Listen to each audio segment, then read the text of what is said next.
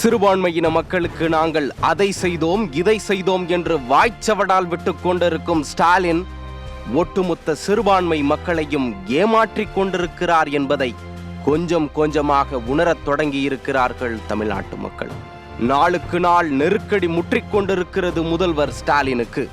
சிறையில் வாடும் இஸ்லாமியர்களை விடுதலை செய்வதாக சொல்லி ஆட்சிக்கு வந்த ஸ்டாலின் அவர்களை விடுதலை செய்ய ஒரு துரும்பை கூட கிள்ளி போடவில்லை. நீங்கள் கொடுத்த வாக்குறுதியை தானே நிறைவேற்றச் சொல்லி உரத்த குரலில் கேட்டுக்கொண்டிருக்கிறோம் என்று கேட்டால் திமுகவிடமிருந்து வருவது வெறும் கள்ள மௌனம் மட்டுமே. ராமநாதபுரம் IUML MP நவாஸ்கனி ராஜகண்ணப்பன் மோதலை ஊரே வேடிக்கை பார்த்தது. இஸ்லாமியர்களுக்கு இப்படி என்றால் கிறிஸ்தவர்களை அச்சுறுத்தி கொண்டிருக்கிறது விடியா அரசு. சில மாதங்களுக்கு முன்னர் நெல்லை மண்டலத்தில் பாதிரியார்கள் மற்றும் கிறிஸ்தவர்களை அச்சுறுத்திய நாடாளுமன்ற உறுப்பினர் ஞான திரவியத்தின் செயல் இன்னொரு புறம். இப்படி முழுக்க முழுக்க சிறுபான்மையினர்களுக்கு எதிராக மட்டுமே செயல்பட்டு கொண்டிருக்கும் இந்த விடியா திமுக அரசை கிளி கிளியென கிழித்து தொங்கவிட்டிருக்கிறார் புரட்சி தமிழர் எடப்பாடி K பழனிசாமி. ஆம், ஞாயிற்றுக்கிழமை மதுரையில் நடந்த STBI நடத்திய மாநாட்டில் கலந்து கொண்ட அவர் திமுகவின் தில்லாலங்கடிகளை புட்டு வைத்திருக்கிறார். அதில் எழுந்த ஆரவாரம்தான் தமிழ்நாட்டு மக்களின் மனநிலையையே பிரதிபலிக்கிறது.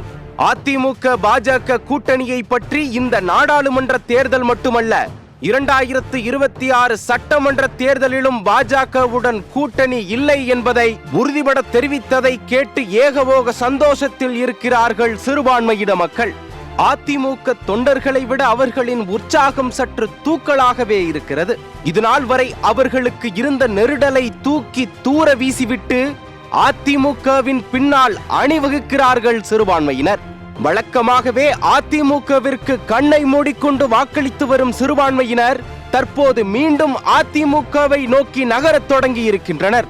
இந்த நகர்வு எதிர்வரும் நாடாளுமன்ற தேர்தலில் மிக தெளிவாக எதிரொலிக்கும் என்று கணிக்கிறார்கள் அரசியல் நோக்கர்கள்.